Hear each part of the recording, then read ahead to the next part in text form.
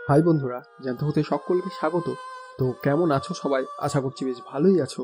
আজকে কিন্তু তোমাদের সকলের জন্য একটি দারুণ ঘটনা আছে। যেমন আমি আগেই বলেছিলাম যে আমাদের জ্ঞানফুড 100+ সাবস্ক্রাইবার কমপ্লিট করলে একটা স্পেশাল এপিসোড নিয়ে আসবো তোমাদের সকলের সাথে। তো আজকে সেই স্পেশাল এপিসোডের সেই স্পেশাল ঘটনাটাই কিন্তু আজকে শোনাতে যাচ্ছি তোমাদের।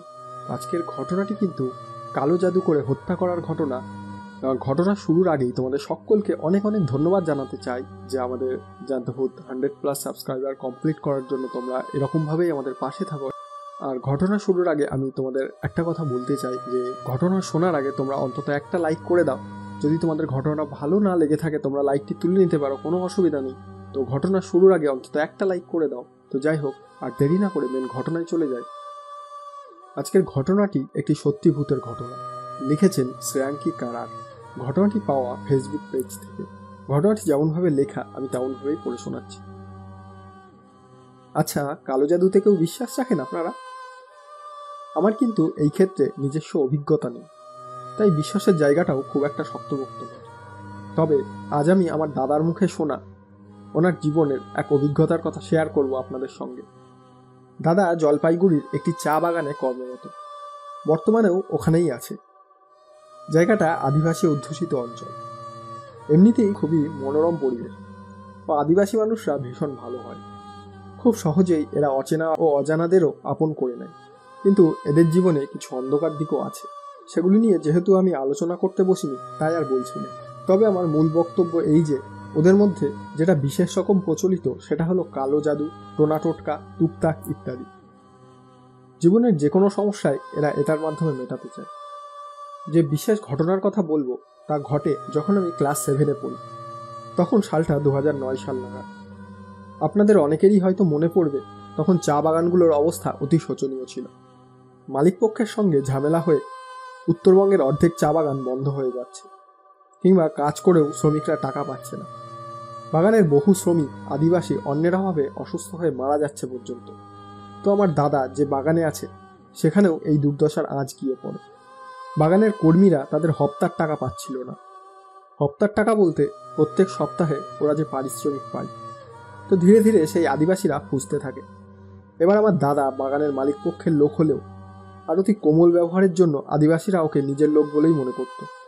আর অপরদিকে ছিল ম্যানেজার বাবু, যিনি অতি বদমেজাজি আর মুখরা স্বভাবের।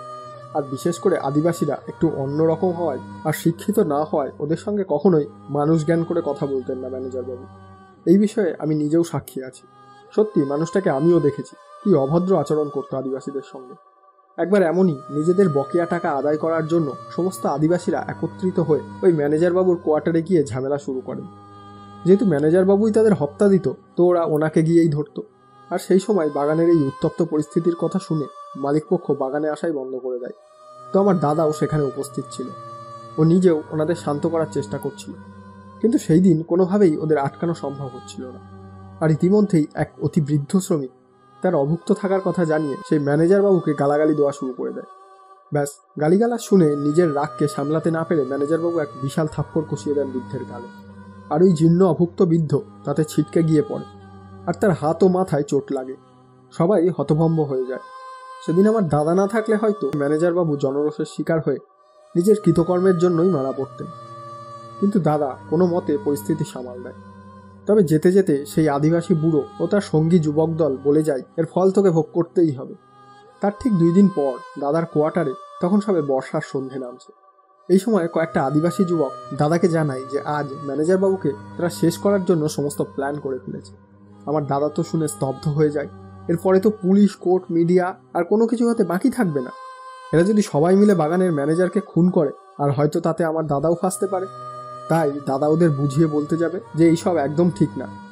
এমন সময় ওরা নিজেরাই হেসে ওঠে আর বলে, আরে ডাক্তারবাবু, ভয় পাস না, এ খুন আমরা সেভাবে করব না, তুই আমাদের সাথে চল, আজ দেখবি কি করে আমরা কাজ উদ্ধার করি। দাদা কিছুটা নিমরাজি হয়ে ও কৌতূহল নিয়েই ওদের সঙ্গে যায়। চা বাগানের পিছনে একটা ছোট জঙ্গল আছে, যেখান থেকে মাঝে মধ্যেই বাঘ বেরিয়ে পড়ে। সেই জঙ্গলের মধ্যেই এক প্রকাণ্ড গাছের নিচে ওদের তান্ত্রিক বাবার আখড়া। তো দাদা গিয়ে দেখলো তান্ত্রিক বাবা এক কালো পোশাক পরে বসে আছে। গোটা শরীরের বিভিন্ন জায়গায় রুদ্রাক্ষের মালা, আর সামনে একটা যজ্ঞকুণ্ড যেখানে দাউ দাউ করে আগুন জ্বলছে। দাদা যে সমস্ত যুবকদের সাথে গিয়েছিল তাদের মধ্যেই একজন একটা বড় সাইজের কালো মোড়ক নিয়ে গেছিল। তারা গিয়েই সে মোড়কটা তুলে দিল তান্ত্রিক বাবার হাতে। সে মোড়কটা ভীষণ ছটফট করছিল।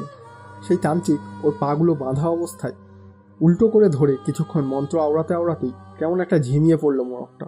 ওই যে ছটফটানি চিৎকার সব থামিয়ে দিল। আমার দাদা খুব মন দিয়ে দাঁড়িয়ে দাঁড়িয়ে দেখছে তখন। এরপর মোড়কটাকে লাল সিঁদুর মাখিয়ে দিল সে তান্ত্রিক, এবং হঠাৎ হাত তুলে মোড়কের গলাটা নিজের দাঁত দিয়ে ছিঁড়ে ফেলল এবং ছটফট করতে করতে মরে গেল মোড়কটা। তারপর তার রক্ত দিয়ে আঁকতে লাগলো এক তারার চিহ্ন। ভুতুরে সিরিয়ালে বা ছবিতে যে ধরনের তারার চিহ্ন আঁকা থাকে ঠিক সেই রকম আঁকা। তারপর সেই আলপনা বা ছবি যাই বলি না কেন, তার ঠিক মাঝখানে সে আধা জ্যান্ত মোড়কটার গলা থেকে 3 ফোঁটা রক্ত ফেলে দিল। এরপর দুর্বোধ্য মন্ত্র পড়তে থাকে খুব জোরে জোরে। হঠাৎ দাদা লক্ষ্য করে মানুষের হৃৎপিণ্ড যেভাবে স্পন্দিত হয় ঠিক সেভাবেই রক্তের ফোঁটাটা কাঁপতে শুরু করেছে। তা দেখে সেই তান্ত্রিক বাবা বিকট শব্দে হেসে ওঠে।